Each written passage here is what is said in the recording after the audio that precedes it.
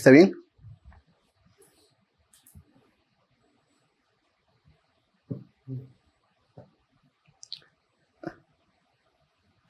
¿Está bien? Ya, listo. Muy bien. Continuamos con la segunda parte.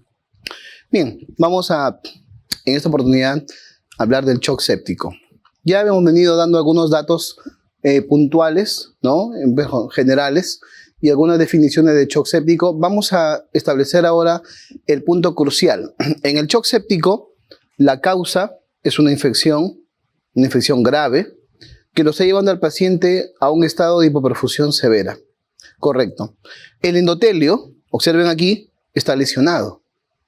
Este endotelio lesionado, ¿no?, es el que va a tener respuesta inflamatoria, que hay células tipo neutrófilos, hay formación de trombos a través de las plaquetas. Estos son los tapones hemostáticos primarios, lo cual va a generar trombosis, y esto va a ir a complicar más la hipoperfusión tisular, es decir, la disminución de oxígeno a nivel de los tejidos.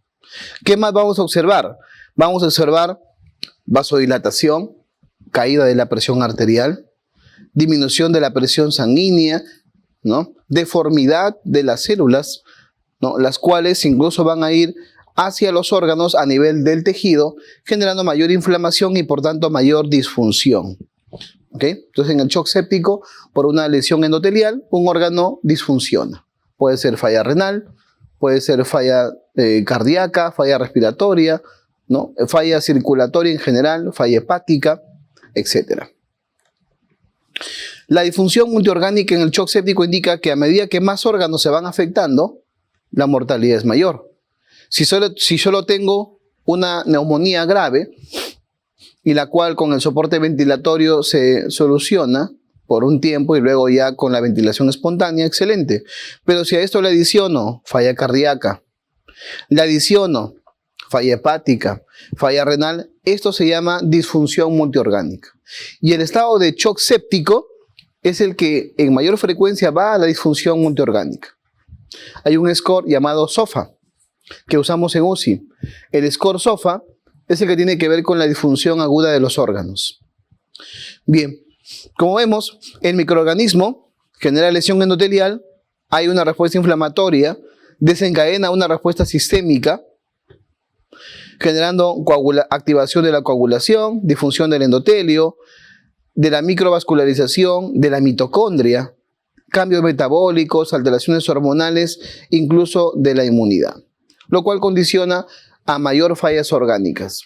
La única forma de controlar este proceso es haciendo una resucitación adecuada y un tratamiento antibiótico precoz en estos pacientes. Si es una neumonía grave, comunitaria, tengo que darle antibióticos para controlar esa neumonía. Si es viral, tengo que darle el soporte de UCI hasta que pase la fase inflamatoria, ¿no?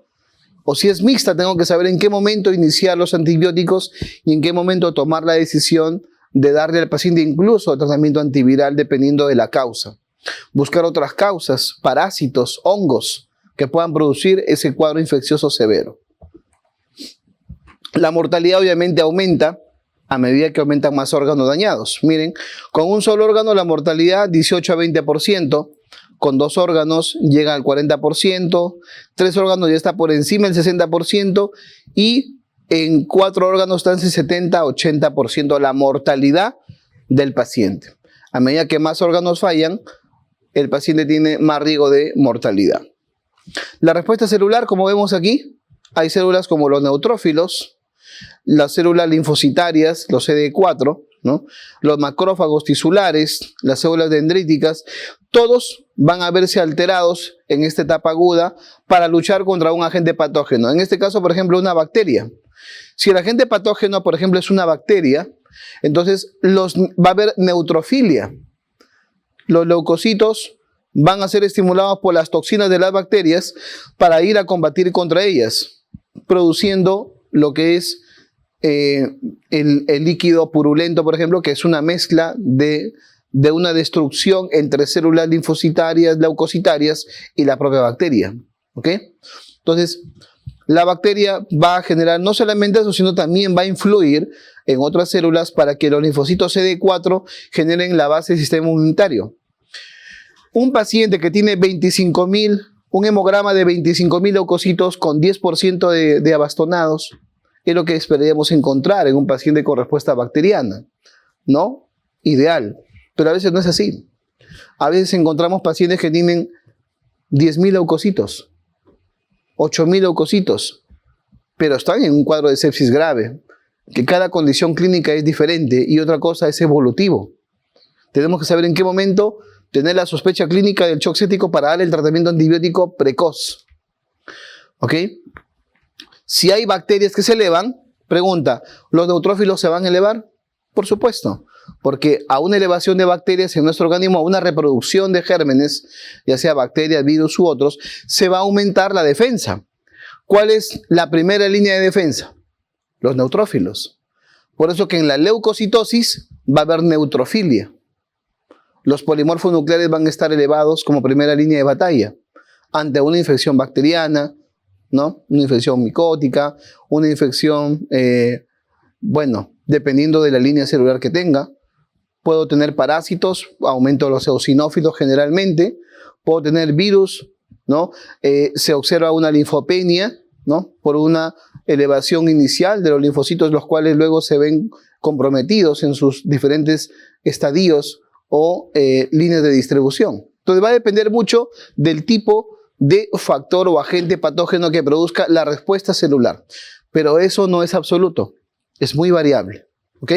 Lo ideal es entender que ese paciente está disfuncionando por una infección y tengo que encontrar la causa. ¿Ok? No solamente ver la cantidad de leucocitos y ver si hizo o no desviación a la izquierda. No solamente ver si tiene o no PCR elevado o procalcitonina elevada, que son marcadores inflamatorios, porque estos pueden estar inicialmente normales, pero el paciente está con una infección. Tenemos que hacer un diagnóstico rápido y precoz, y ahí es el problema. Nos demoramos en hacer un diagnóstico de sepsis. ¿Y cómo llega el paciente a la UCI? En shock séptico. Cuando 3 días antes el paciente estaba con una infección que pudo ser controlada inicialmente con toda la terapéutica que nosotros requerimos.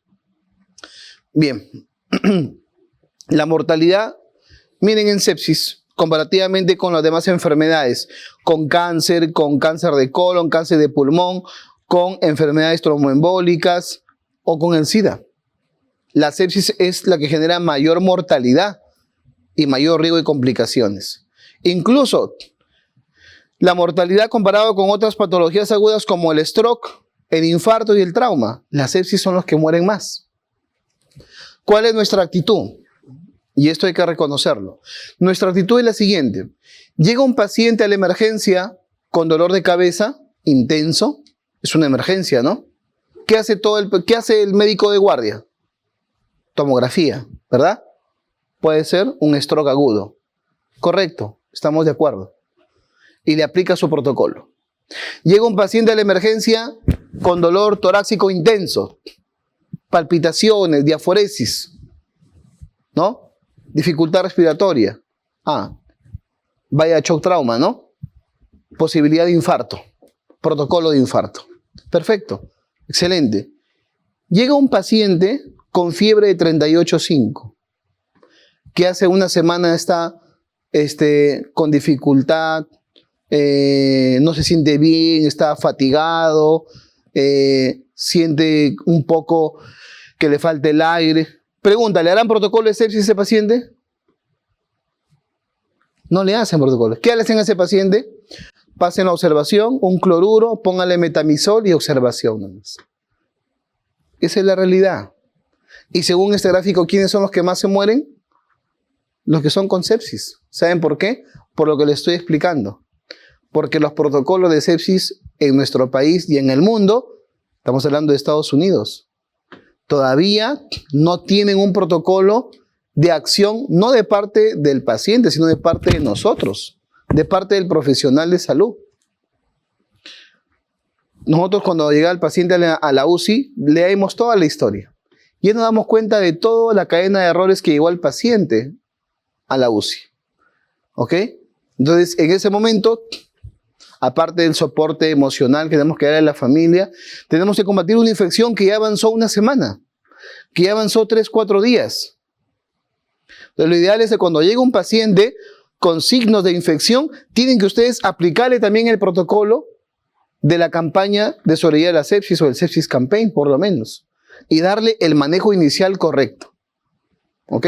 No estoy diciendo que el stroke o el infarto o el trauma no sean importantes, son importantes, pero la sepsis es de mayor mortalidad y de mayor pronóstico. ¿Ok? No hay que descuidarla. Bien. Aquí tenemos afecciones en el shock séptico. El corazón disminuye su contractibilidad. El paciente hace bradicardia por sepsis, por si acaso. La contractibilidad cardíaca se reduce.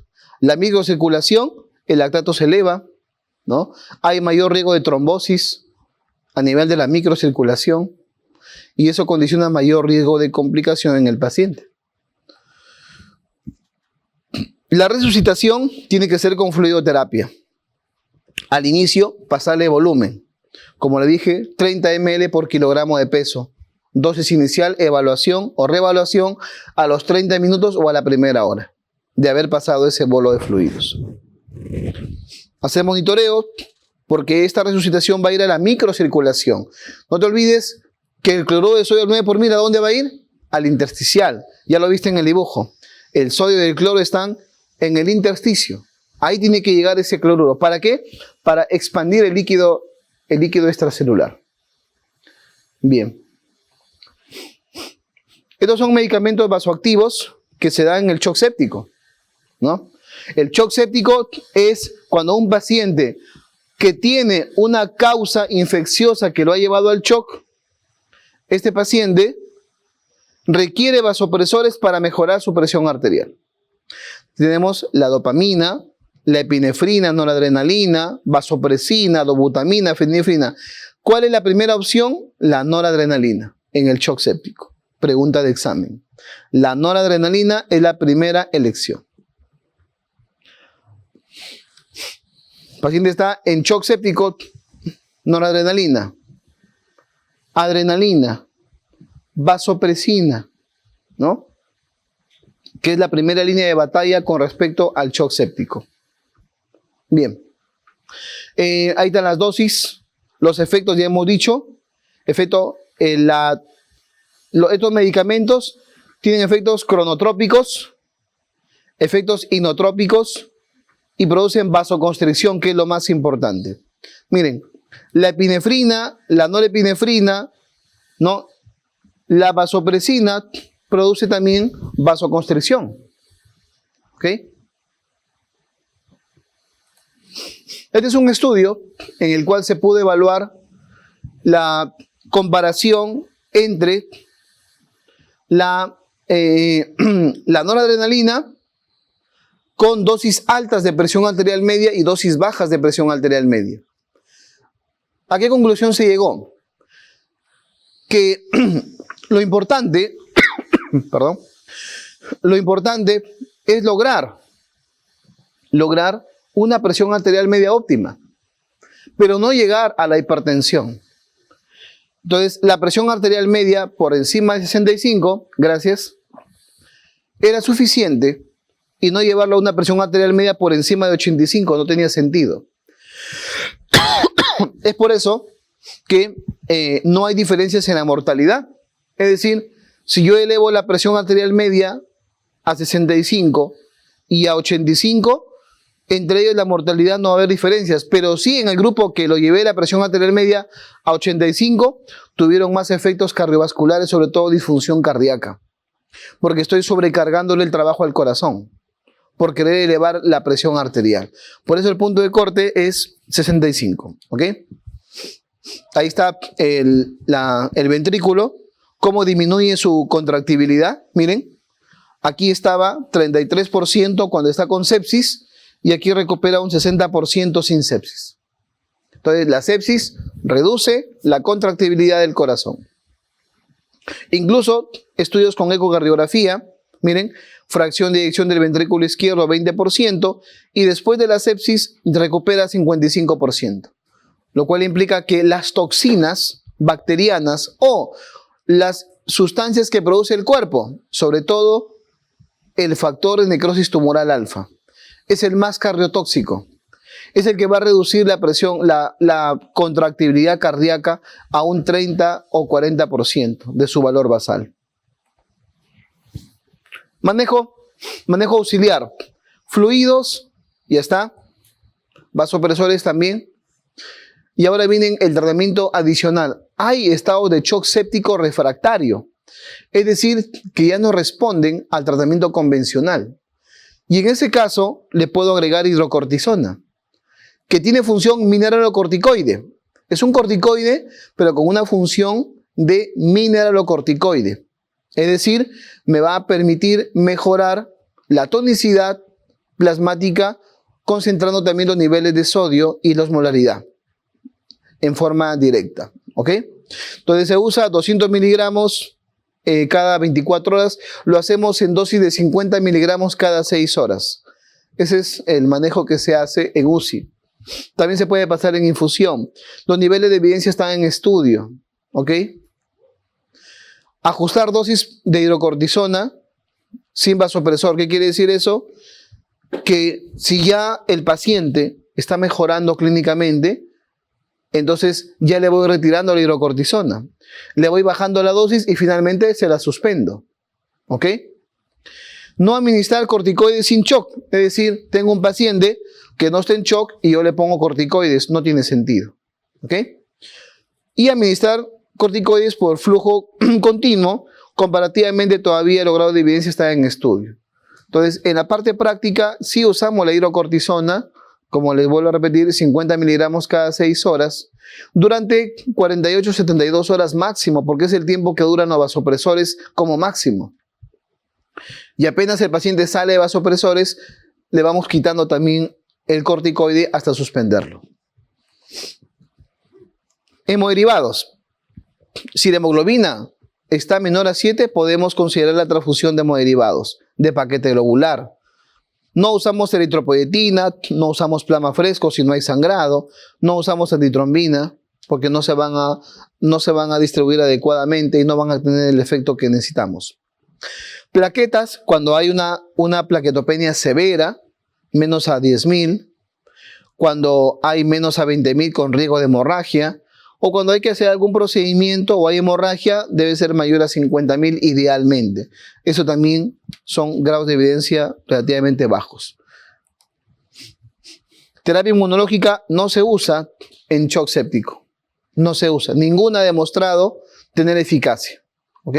Es por eso que en la época de COVID, cuando se usaban los medicamentos inmunomoduladores, ¿no?, o medicamentos que teóricamente controlaban la respuesta inmunológica, no llegó a tener significancia estadística ni cambió la mortalidad de los pacientes. Porque en el estado de shock séptico, la terapia inmunológica en general no funciona.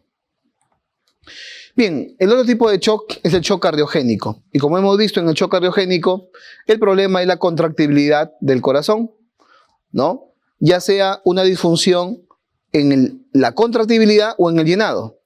La causa más frecuente, el infarto agudo de miocardio, ¿ok?, donde el paciente tiene incapacidad para contraer el corazón, está hipotenso, oligúrico, alteración del sensorio. La coloración también de las extremidades, una coloración marmórea.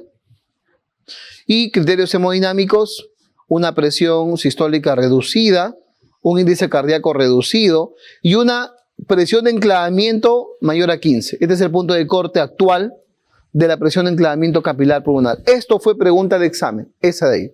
Así como está, criterios hemodinámicos, un caso, criterio hemodinámico, ¿qué tipo de choque? La respuesta era shock cardiogénico. Causas, bueno, causa directamente del corazón, mecánicas, valvulares, etc. Otras condiciones, miocarditis, contusión miocárdica, sepsis también, ¿no? Valvulopatía mitral, aórtica, severas, también pueden producir este problema. El shock cardiogénico, diagnóstico, tratamiento, idealmente, ¿no? En el tratamiento, oxígeno, en algunos casos requieren hasta ventilación mecánica. Manejo hemodinámico, fluidos, tener cuidado con el edema agudo de pulmón, vasopresores como mejor elección, y hay que tener en cuenta la presión arterial en ese momento, sobre todo la sistólica, ¿no? Adecuada perfusión o reperfusión, hay que controlar la reperfusión en estos pacientes, que los puede llevar incluso a un estado de nuevo compromiso cardíaco. Idealmente, cuando llega un paciente con un infarto y está en shock cardiogénico, lo ideal que sería, lo ideal es abrir el vaso, ¿verdad? Entonces, la trombólisis o también la revascularización cumple un rol fundamental. Si estás en un centro hospitalario o centro privado que al paciente le permite no solamente el manejo en UCI, sino la revascularización, la colocación de stents, ¿no? O la trombólisis, idealmente se debería hacer lo antes posible, ¿no? Porque eso, según este gráfico, demuestra mejor pronóstico que solamente darle aspirina, clopidogrel y enoxaparina. Si yo a todo esto le hago revascularización coronaria, el pronóstico es mejor. ¿Ok? La falla ventricular se ha medido, bueno, aquí se puede medir, esto ya se hace ecocardiografía, para ver generalmente hay una disminución de la fracción de eyección, ¿no? Y esto puede condicionar a mayor edema agudo pulmonar. Una fracción de eyección por debajo de 45 o por encima de 50%, por debajo de 45% puede condicionar a una falla cardíaca sistólica o mayor al 50% una falla cardíaca diastólica. ¿Ok?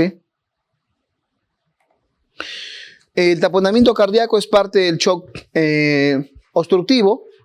Se llena de líquido el pericardio. Puede ser idiopático, maligno, iatrogénico. Por ejemplo, puede ser un procedimiento que ha generado un hemopericardio.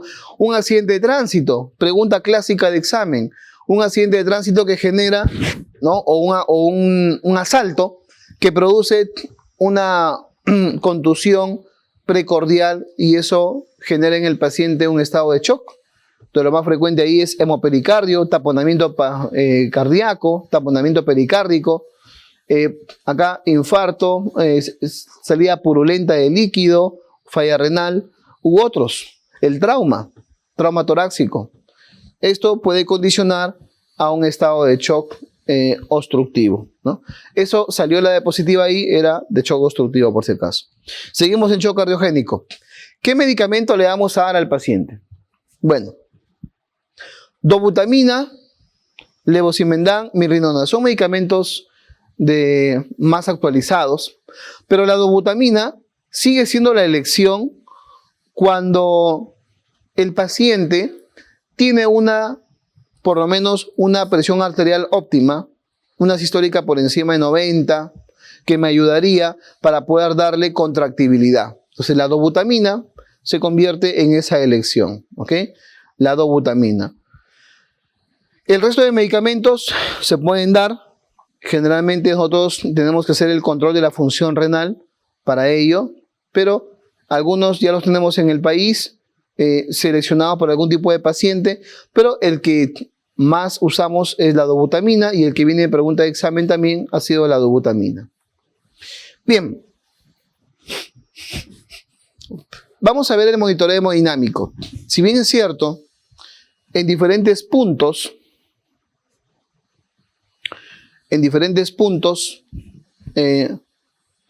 tenemos ya sea diastólica, por ejemplo aquí, la presión venosa central, la presión a la aurícula derecha, la presión de enclavamiento, ¿no? Aurícula izquierda, presión del ventrículo izquierdo.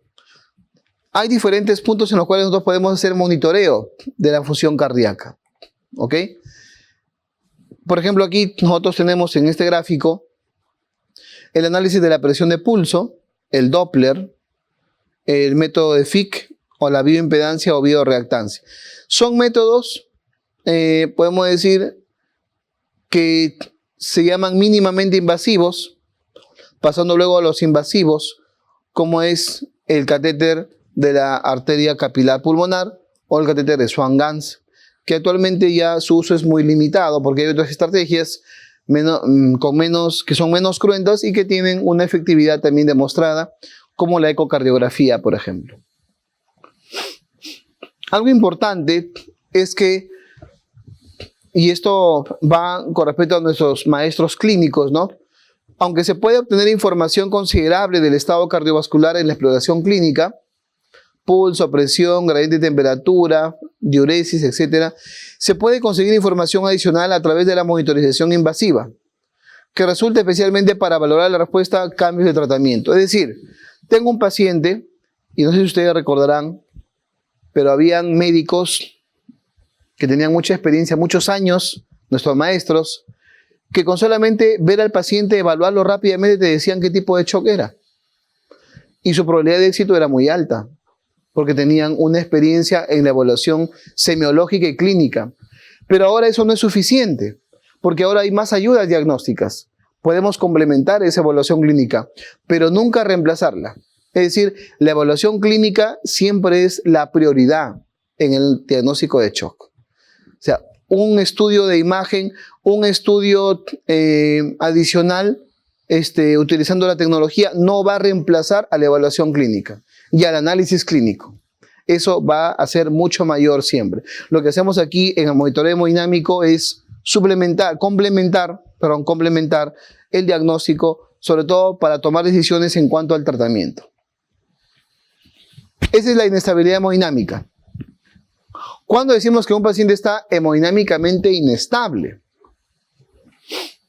Hipotensión, oliguria, hipotensión con una media por debajo de 60, una sistólica por debajo de 90, ejemplo. Oliguria, un flujo urinario por debajo de 0.5 cc kilogramo hora. Empeoramiento del estado mental, paciente somnolencia, en sopor. Frialdad distal. ¿Y por qué la frialdad distal? Porque sabemos que en el estado de shock, así como en la resucitación, ¿dónde se concentra la temperatura? Se concentra a nivel torácico y a nivel cerebral. Va a corazón, pulmones y cerebro. Es el objetivo. Y los órganos de la piel, como son estructuras periféricas, disminuyen la irrigación para poder darle el flujo sanguíneo a los órganos más importantes. Relleno capilar enlentecido. El relleno capilar ideal es menor a 2 segundos cuando hacemos la evaluación capilar a nivel del lecho unguial.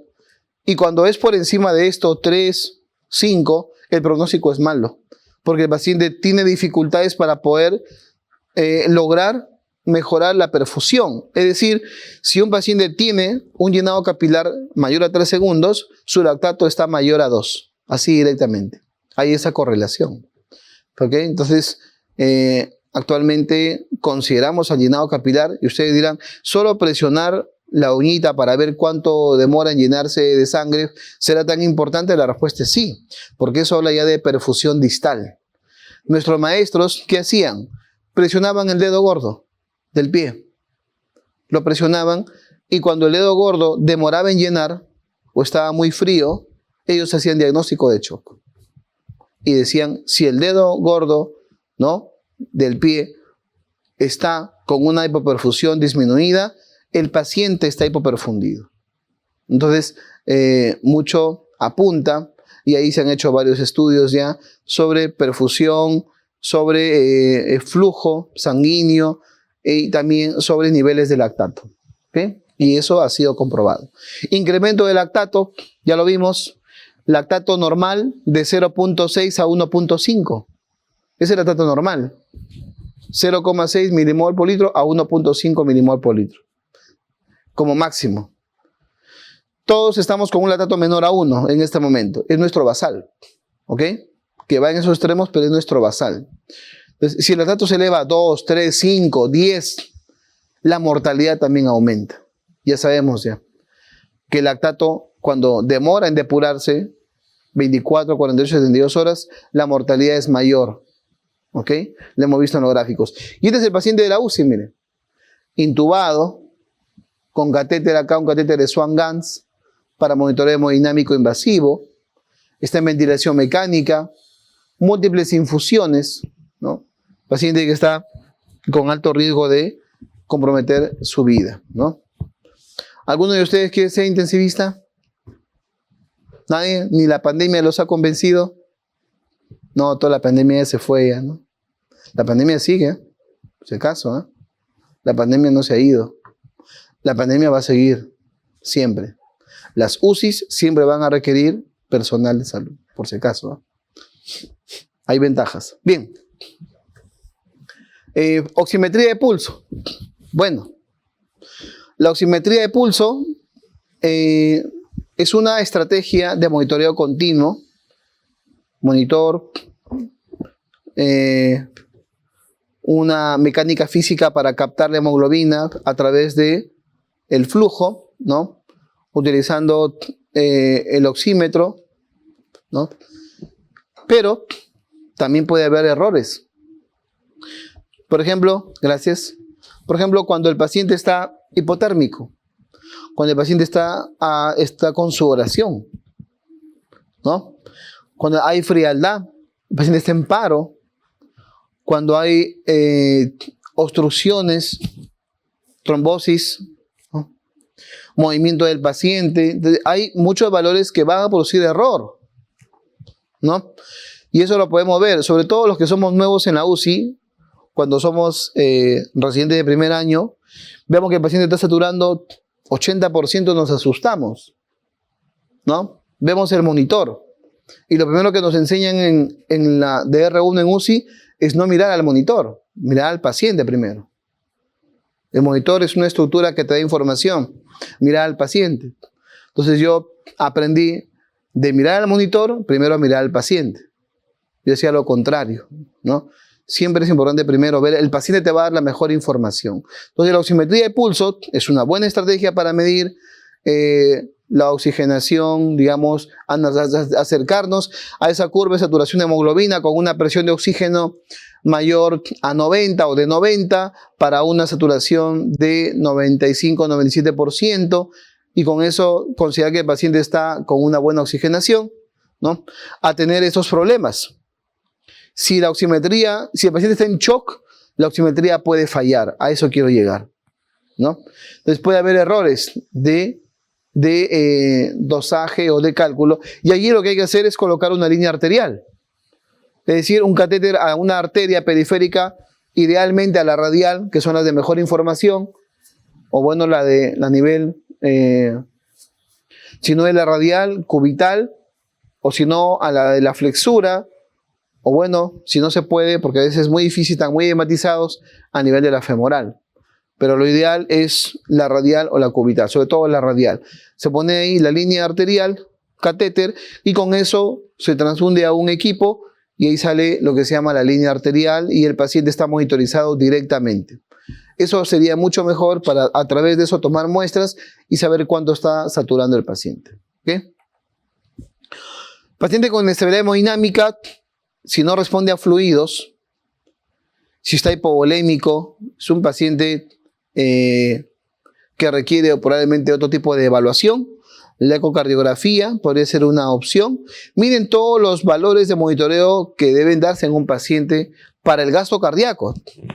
Miren, microcirculación, gap de CO2, capnometría sublingual, lactato, saturación venosa, flujo urinario, perfusión periférica, etc. Es decir, hay muchas estrategias para monitorizar al paciente. La presión venosa central, presión capilar pulmonar, presión de llenado, son variables que se deben considerar en el monitoreo hemodinámico. La presión venosa central teóricamente debe medirse a través de un catéter venoso central colocado en la vena yugular o en la subclavia. Y esto nos da información sobre cómo están las presiones, sobre todo a nivel de la aurícula derecha, que es el objetivo. Entonces, la presión venosa central y la aurícula derecha nos hablan de cuánta sangre llega al corazón. ¿Ok? El monitoreo hemodinámico es funcional. Eso quiere decir que hay variables como la precarga, que ya lo vimos, la poscarga, ¿no? La contractibilidad, que van a depender o van a darle un concepto al volumen sistólico. Y este volumen sistólico con la frecuencia cardíaca va a producir el gasto cardíaco. Aquí tenemos la precarga, que representa el volumen de sangre que tiene el ventrículo al final de la diástole y que depende del retorno venoso. Entonces, el retorno venoso, estrategias para controlar el retorno venoso, y dentro de ellas es la medición de la presión venosa central. ¿Ok? La precarga, la contractibilidad y la poscarga, con respecto a las fibras, van a determinar un volumen latido y eso va a determinar el gasto cardíaco. La cantidad de sangre que inyecta el corazón es lo que va a determinar finalmente cuánto de oxígeno y nutrientes le va a llegar a un tejido. Eso determina la presión arterial y por tanto la poscarga. Bien, ¿cómo hacemos la dependencia del retorno venoso? Se dice que ambos ventrículos son dependientes de la precarga, correcto. El ventrículo derecho, cuando la sangre llega al corazón, y el ventrículo izquierdo, la sangre que viene de los pulmones. Ambos tienen una dependencia para poder llenarse, ¿no? Puede variar el volumen sistólico, ¿no? Y puede variar incluso también la presión de pulso, es decir, la variabilidad en cuanto a la presión sistólica y diastólica. Esto ya lo vimos, era la clasificación de Forrester para hablar sobre congestión pulmonar e hipoperfusión, ¿no? Bueno, ¿qué es el gasto cardíaco? El gasto cardíaco es la cantidad de sangre que el corazón bombea en unidad de tiempo. Aproximadamente son 5 a 6 litros en promedio. Y también tenemos el índice cardíaco, que es de 3 a 5 litros minuto por metro cuadrado. ¿Qué es el índice cardíaco? Es el gasto cardíaco dividido entre la superficie corporal. ¿Ok?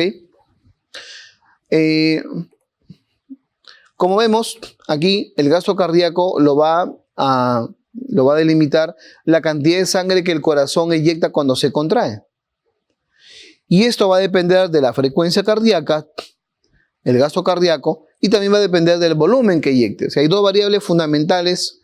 Una es la variable de variación de frecuencia y la otra es la variable de variación de volumen. Esas dos variables van a dar el contexto para que se dé la valoración del gasto cardíaco.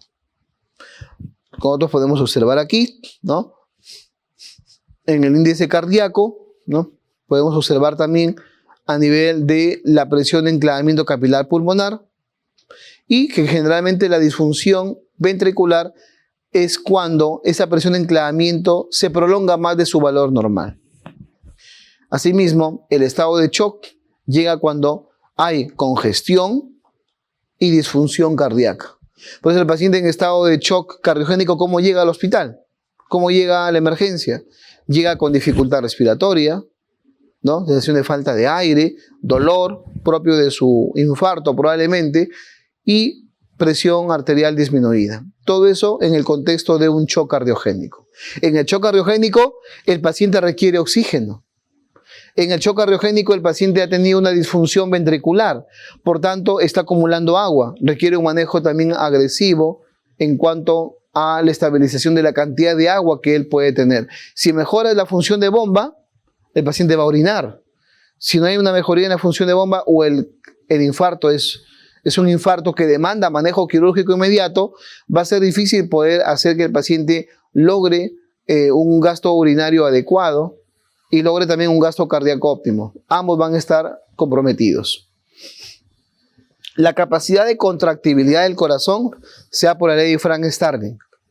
Entonces, prácticamente las fibras van entre ellas, van a interaccionar la miosina con la actina para lograr darle esa capacidad de contractibilidad al corazón. Y lo podemos ver en estos gráficos, ¿no? A medida que, si nosotros le aplicamos al paciente más presión, probablemente llegue un momento en el que el volumen ya no va a variar mucho. Debe ser la presión óptima. Poca presión de contractibilidad no va a lograr un volumen efectivo, pero un exceso de estiramiento o un exceso de contractibilidad tampoco va a mejorar el volumen. Tenemos que estar en un punto intermedio, ¿ok? Este es un esquema en el cual el gasto cardíaco y la presión arterial también están relacionados.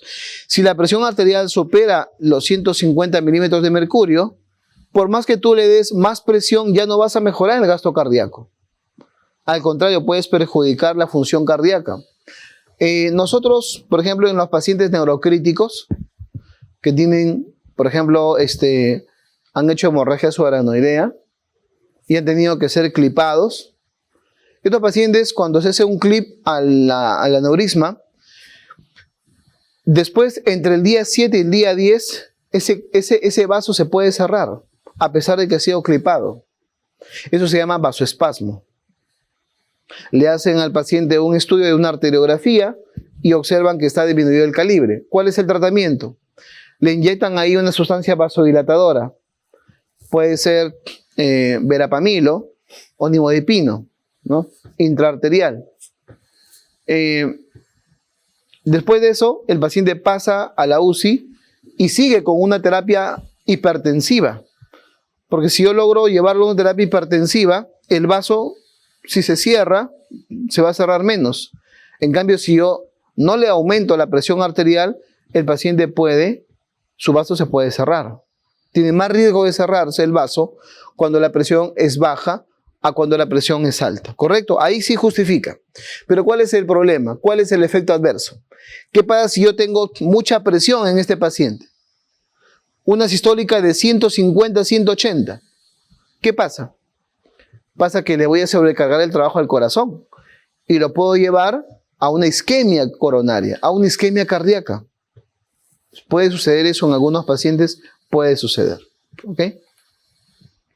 Entonces debemos entender que el ciclo cardíaco tiene una fisiología que depende mucho de la contractibilidad del corazón, pero también depende de cómo se llena el corazón.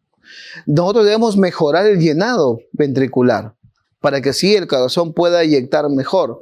Y para mejorar el llenado tenemos que solucionar la causa que lo llevó al corazón a esa falla o al cuerpo a esa falla. En este caso, por ejemplo, tenemos la ley de Laplace, en la cual la tensión de la pared es directamente proporcional al área, ¿no? En lo cual podemos considerar que la tensión aumenta con la presión intraventricular y con el radio de la cavidad, ¿no?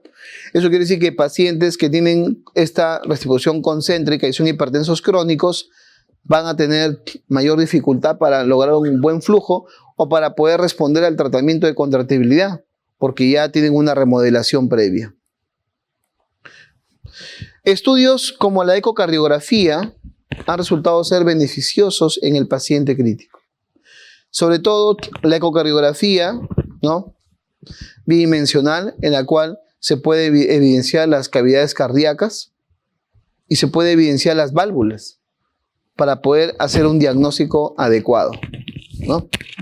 Eso implica que el paciente va a tener mejor capacidad de respuesta en forma dinámica y la ecocardiografía le pueden hacer cada 24 o 48 horas dependiendo del tipo de shock que tenga el paciente. En otras palabras, la ecografía cardíaca se ha convertido actualmente en una herramienta de monitoreo hemodinámico, en una herramienta de monitoreo cardíaco, y en las UCIs idealmente deberían tener todas las UCIs su ecocardiógrafo para poder monitorizar a los pacientes la función cardíaca, porque todos los diferentes tipos de shock, todos merecen una evaluación ecocardiográfica en el paciente crítico, ¿ok? Bueno, nos vamos a la parte ya más molecular, y es el tema del monitoreo de la distribución del lactato. La saturación venosa mixta la podemos obtener tomando una muestra del catéter venoso central que hemos colocado a nivel de la vena cava superior. Bien, la saturación mixta, y esto lo podemos explicar aquí. Miren, el consumo de oxígeno debe estar en equilibrio con la demanda, ¿correcto? Si hay un equilibrio, la saturación venosa es en valor óptimo, y ese equilibrio va a permitir la liberación de oxígeno a los tejidos. Ese valor debe ser o debe estar por encima de 70. Eso es lo ideal, ¿ok? Pero ¿qué pasa cuando, o 75, qué pasa cuando ese valor cae a menos de entre 50 y 75?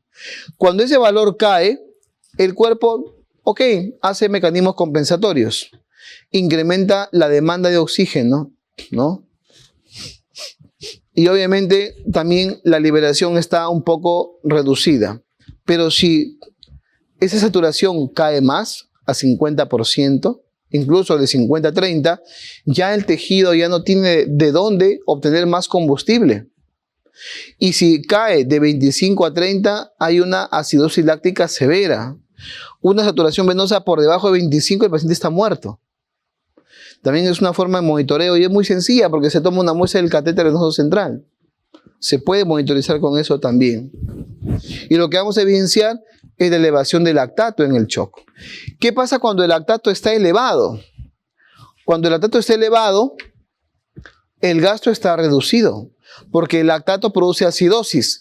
La acidosis bloquea los receptores alfa adrenérgicos. La acidosis genera bradicardia. ¿Ok? La acidosis es una de las causas del paro. Es una de las H del paro. Disminuye la hemoglobina. Menos oxigenación, más vía anaeróbica. Cae la saturación de oxígeno, cae el transporte de oxígeno. La extracción tisular está aumentada. Es decir, si yo tengo una reserva, mientras más oxígeno le quite a la reserva, voy a hacer que el paciente vaya disminuyendo su capacidad de respuesta frente al estado de shock. Esto es constante, ¿ok? Observen este gráfico. Distribución venosa, distribución arterial, ¿no? En sangre. Y también que cuando se eleva el lactato tenemos que eliminarlo lo antes posible para poder lograr la mejoría de ese paciente. ¿Ok? El lactato tiene que ser eliminado. Y este es un estudio, ¿no? Es un estudio sobre la supervivencia. Es un uruguayo, lo hizo el año 2009, en el cual él evalúa la supervivencia y el tiempo desde el ingreso con los niveles de lactato.